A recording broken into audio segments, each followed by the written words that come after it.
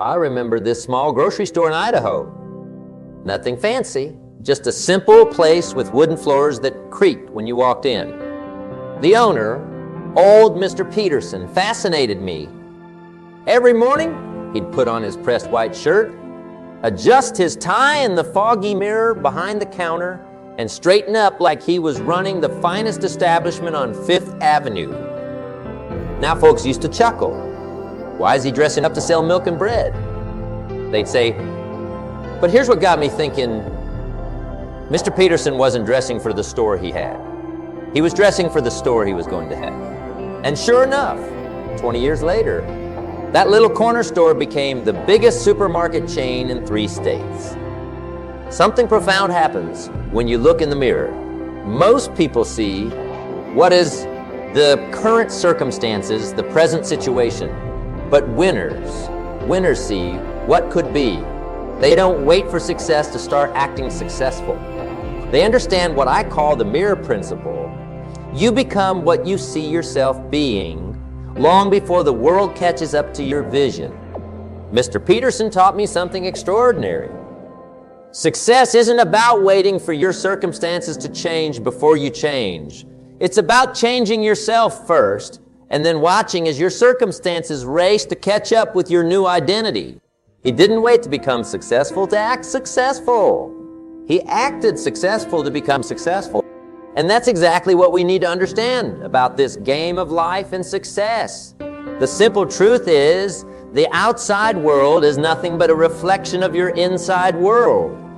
When you change what you see in the mirror, you change what the world sees in you. Most people got it backwards. They're waiting for something external to change before they change their internal picture. And that's exactly where most people get stuck, right in that gap between where they are and where they want to be. The size of the gap isn't what matters. What matters is what you do while you're standing in it. Most people stand in that gap, look up at their dreams, and say, when I get there, then I'll start acting like a success. But they've got the whole thing backwards. Here's a story that changed my life. Years ago, I met a young man working as a janitor in a local high school. Every day, he'd mop those floors like he was polishing the marble in the finest hotel in Paris. He'd organize his cleaning supplies like they were precious inventory. One day, I asked him, why do you take such pride in this? You know what he told me? He said, I'm not practicing being a janitor. I'm practicing being a CEO. That young man understood something profound that most people miss. He understood that success isn't an event. It's a practice. And you don't practice success by waiting for it to arrive. You practice it right where you are with what you have. Have you ever noticed how a child learns to walk? They don't wait until they can walk perfectly to start trying. They don't say, well, when I can walk, then I'll get up. No. They get up, they fall down, they get up again, and they practice walking until they can walk. That's the power of mental rehearsal combined with physical action. Your mind doesn't know the difference between a real experience and one that's vividly imagined. That's why every great athlete practices their winning shot thousands of times in their mind before they ever take it on the court. Every great speaker rehearses their speech in their mind before they step onto the stage. Every great business person runs through successful negotiations in their head before they ever sit down at the table. But here's the key, and this is important. They don't just imagine it, they live it right now, today, in whatever circumstances they find themselves in. And that's the fundamental difference between winners and spectators. Spectators say, I'll believe it when I see it. Winners say, I'll see it when I believe it. Most people spend their whole lives waiting for the right moment to start living their dreams. They say, when I have enough money, then I'll start investing. When I have the perfect body, then I'll go to the beach. When my business is successful, then I'll start dressing for success. They're waiting for some external circumstance to change before they change who they are. But that's not how success works. Success isn't like a train that arrives at the station and then you hop on. Success is like a shadow. It follows what you do. And if you want to change your shadow, You don't manipulate the shadow. You change your actions. Look at your life right now. Where are you acting like a spectator, waiting for success to arrive before you start acting successful? Are you waiting to feel confident before you take that bold action? Are you waiting to feel motivated before you start that business? Are you waiting to feel like a winner before you start acting like one? What I've learned after years of studying success: the gap between where you are and where you want to be isn't a waiting room. It's your training ground. It's where you practice being who you want to become. Every day, in every small action, you're either practicing success or practicing failure. There's no in between. And the beautiful thing about this philosophy is that it starts working the moment you start applying it. When you begin acting like a winner, even before you have the external trappings of success, you set in motion a series of events that will inevitably lead to your success. But it all starts with your daily disciplines. You know what fascinates me about success? It's not the big moments that create winners. It's what they do between the big moments. It's those small decisions they make when nobody's watching. Let me share something powerful with you about morning rituals. And believe me, this changed everything I understood about success. Years ago, I spent time with one of the wealthiest men in my state.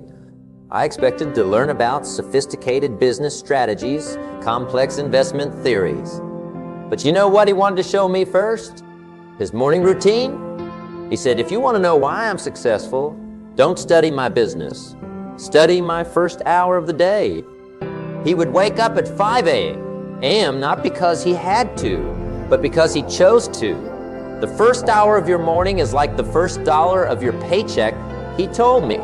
If you don't tell it where to go, it'll disappear on its own. So he designed his morning like an architect designs a building. He started this routine 20 years before he made his fortune. When he was still struggling, living in a tiny apartment, working 2 jobs, he didn't wait to be successful to start acting successful. He understood something that most people miss. Your habits today shape your future tomorrow. Everything in your life right now is the compound effect of your daily choices. Just like a penny doubled every day for 30 days becomes a fortune, your small daily actions, compounded over time, become your destiny. The way you walk into a room, the words you choose. The time you wake up, the books you read.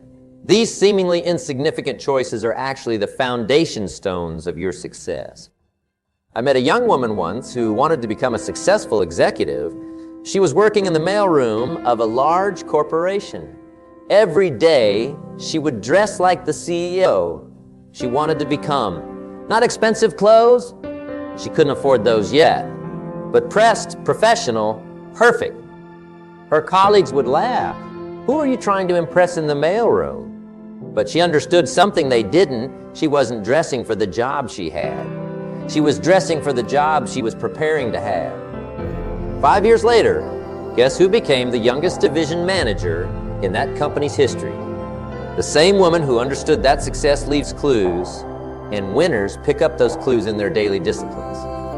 Winners think differently. They don't say, I'll do it when I feel like it. They say, I'll do it until I feel like it. They understand that motivation doesn't create action, creates motivation. They don't wait for the mood to strike. They strike the mood with their actions. Your words become your actions become your habits become your character, and your character becomes your destiny. Winners know this. That's why they're intentional about every word they speak, every action they take, every habit they form. When a winner walks into a room, you can feel their presence before they say a word. It's not about being flashy or drawing attention to yourself. It's about carrying yourself with the quiet confidence of someone who knows where they're going. It's about speaking with the clarity of someone who knows what they want. It's about moving with the purpose of someone who knows why they're here. You can't do this alone. Show me your environment, and I'll show you your future. The books on your shelf, the conversations in your circle, the images on your wall. They're all quietly shaping who you're becoming. Winners understand this. They're incredibly selective, about their environments and association. I knew a man who was dead broke, but every month he would find a way to have lunch with successful people in his field. He couldn't afford the restaurants they went to, so he would drink water and eat before he came. But he understood. Your environment will either lift you up or pull you down. There is no neutral ground. That's why winners create success environments before they're successful. They surround themselves with books about success before they're successful. They attend seminars and workshops before they can easily afford them. They seek out mentors and role models before they have anything to offer in return. Your daily disciplines aren't just about what you do. They're about who you're becoming while you do them. Every morning when you wake up, you have a choice. You can wake up as who you are, or you can wake up as who you're becoming. Winners choose the latter. They don't wait for success to start acting successful. They understand that success is not a sprint. It's a daily marathon of small, consistent actions. And speaking of consistency, there's something even more important than these daily disciplines. It's what I call the success triangle, and it's the framework that turns these daily actions into inevitable success. Now let me share something that took me years to understand. I call it the success triangle, and once you grasp this, everything else falls into place. It's like finding the master key that unlocks every door to success. Picture a triangle in your mind. At the top point is your mindset. On the bottom left are your actions, and on the bottom right are your results. Most people try to go straight for the results, but that's like trying to build a house starting with the roof. It doesn't work that way. Your mind is like a computer, the most sophisticated computer ever created. But here's the fascinating part. Many people are trying to run success programs on failure software. They're wondering why things aren't working, but they've never upgraded their internal operating system.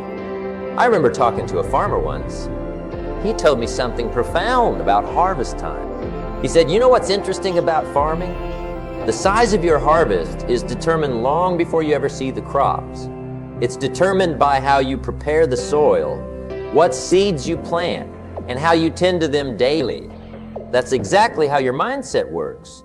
You're planting seeds in your mind every single day, through your thoughts, your words, your associations. Where most people get stuck, they think positive thinking alone will create success. That's like expecting a garden to grow just because you think about vegetables. Your mindset must translate into actions, consistent, purposeful actions. That's the second point of our triangle.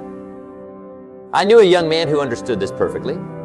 He worked at a small diner, but in his mind, he was already a successful restaurant owner.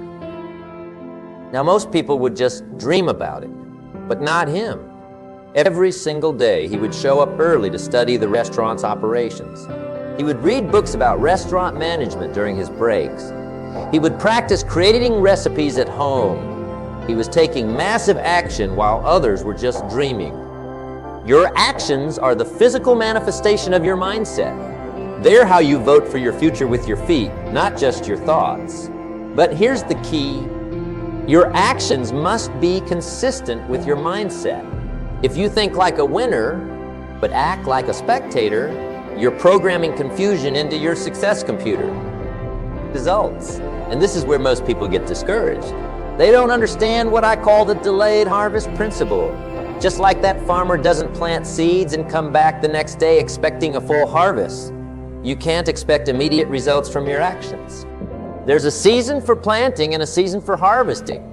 The time in between, that's called growth season. That's when your character is being built.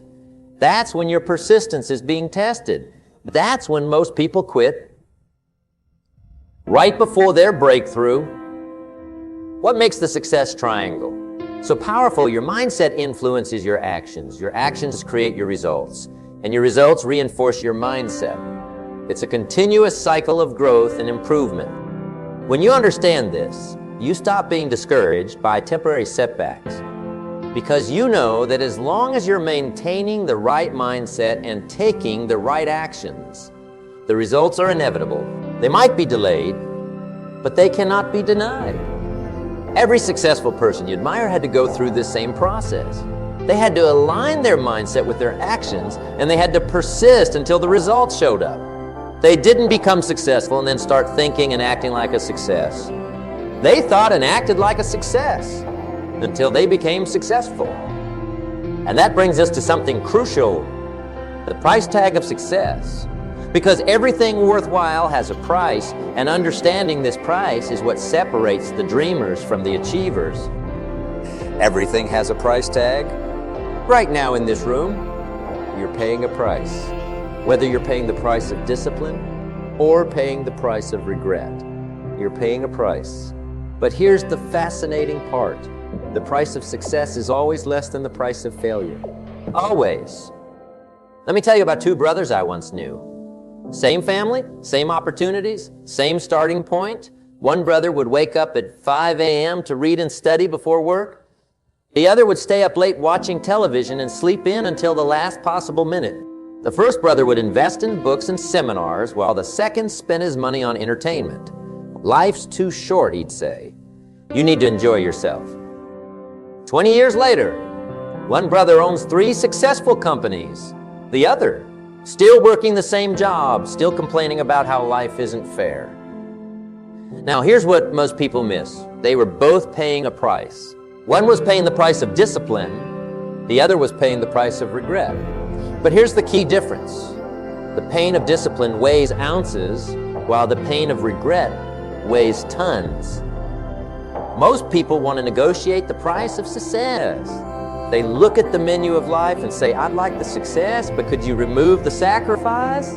Could you hold the discipline? Could you make it a little easier? But success doesn't work that way. The price is the price. I learned this lesson from a mentor years ago. He said, success is like a grocery store. You can't say, I'd like these groceries, but I'll pay for them next week. You have to pay the price before you leave the store. The same is true with success. You have to pay the price before you enjoy the benefits. What's fascinating is that successful people do what unsuccessful people are unwilling to do. And usually, it's not the big dramatic things. It's the small daily disciplines that seem insignificant in the moment, but compound over time. It's getting up early when you want to sleep in. It's reading a book when you want to watch TV. It's making one more call when you want to call it a day. It's saving money when you want to spend it. It's being nice to people when you don't feel like it. These are the little prices successful people pay every single day. What separates winners from the rest? They understand the concept of paying the price in advance. Most people want to be successful first and then start acting successful. Winners understand that you have to act successful first, pay the price first, and then success follows. I remember meeting a successful businessman who started with nothing. He told me for the first 5 years of my business, I worked like I was making $1 million when I was barely making minimum wage. My friends thought I was crazy. Why work so hard for so little? They'd ask, but I wasn't working for what I was making. I was working for what I was becoming. That's the secret most people miss. The price you pay isn't just for what you get. It's for who you become in the process. When you pay the price of discipline, you're not just buying success, you're buying transformation. And here's something else about the price tag of success. It must be paid in full, and it must be paid in advance. You can't put success on a payment plan. You can't say, I'll start working hard once I see some results. That's like saying, I'll start putting gas in my car once it starts moving. The good news is, once you understand this principle, life becomes simpler. Not easier, but simpler. Because now you know that every time you face a choice between comfort and growth, between immediate pleasure and long-term success, you're standing at a crossroads. And the path you choose will determine not just where you end up, but who you become.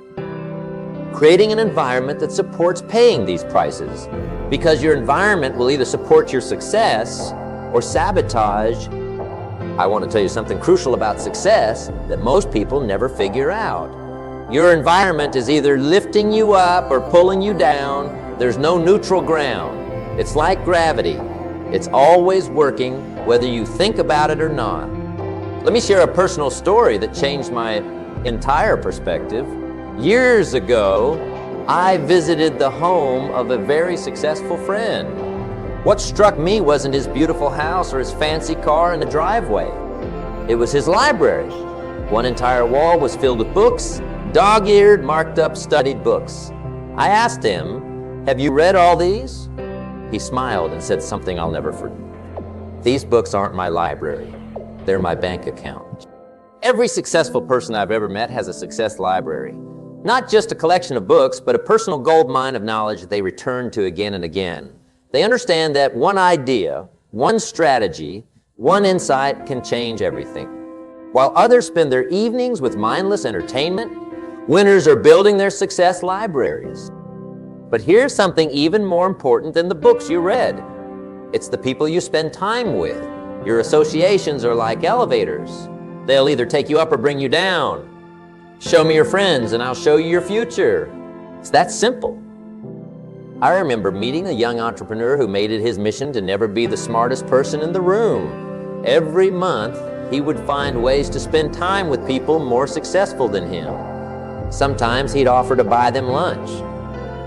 Sometimes he'd volunteer to help with their projects. Sometimes he'd just ask for 15 minutes of their time. Was it comfortable? No. Was it easy? No.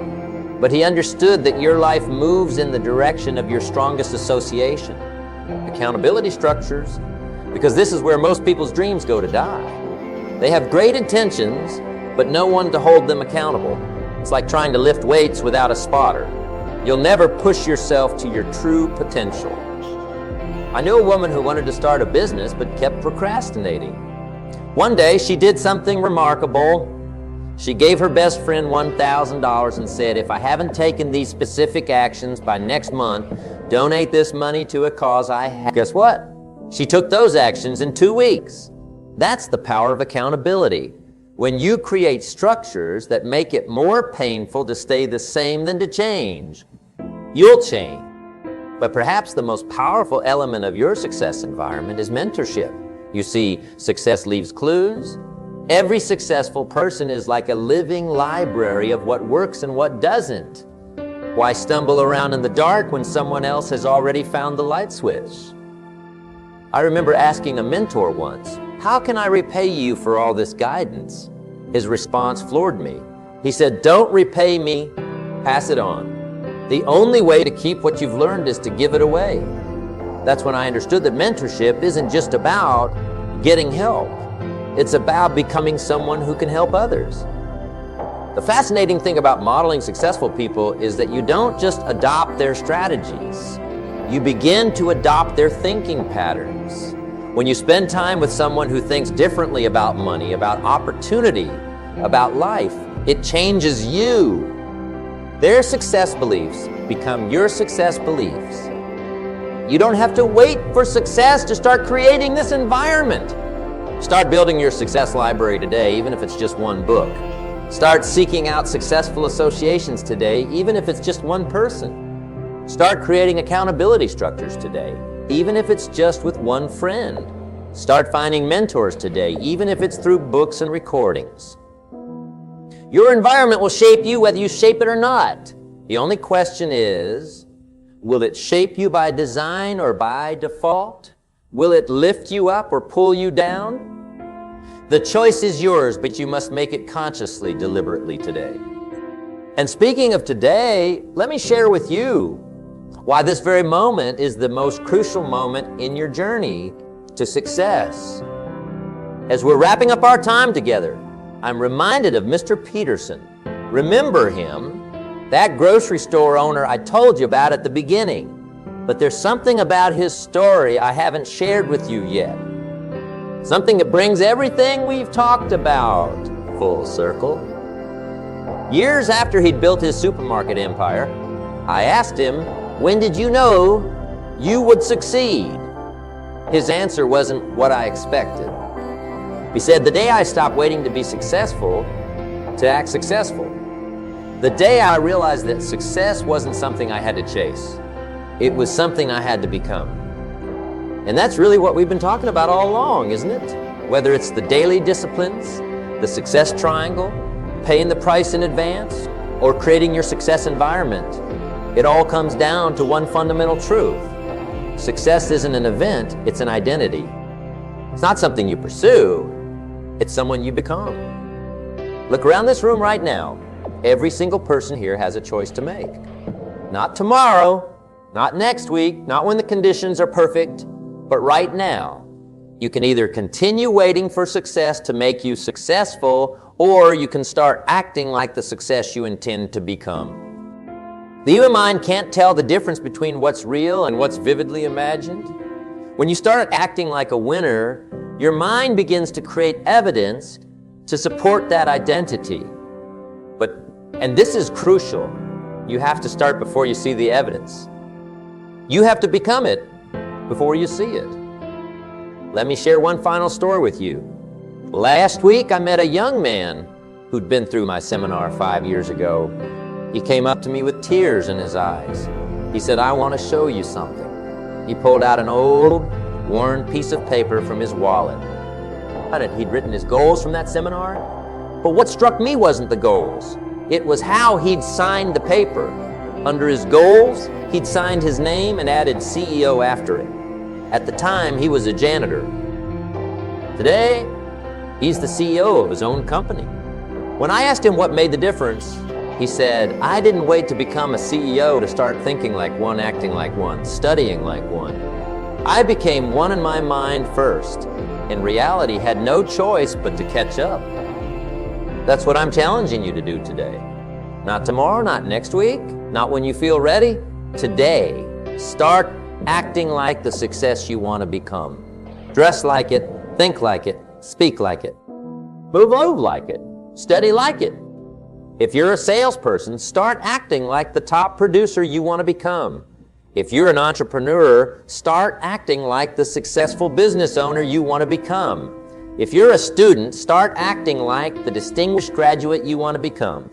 Remember, everything we've discussed, the daily disciplines, the success triangle, the price tag of success, your environment, they're all tools to help you become who you need to be. But tools without action are just good intentions. When you leave this room today, do something immediately that demonstrates your commitment to your new identity. Buy that book you've been putting on. Make that call you've been avoiding. Write down those goals you've been thinking about. Join that gym you've been considering. Whatever it is, do it today. Success is never owned. It's only rented, and the rent is due every day. You don't have to be great to start, but you have to start to be great. And the best time to start acting like a winner. It's not when you feel ready. It's not when conditions are perfect. It's not when you have all the resources. The best time to start acting like a winner is right now. Today, this moment. Because in the end, life pays whatever price you ask of it.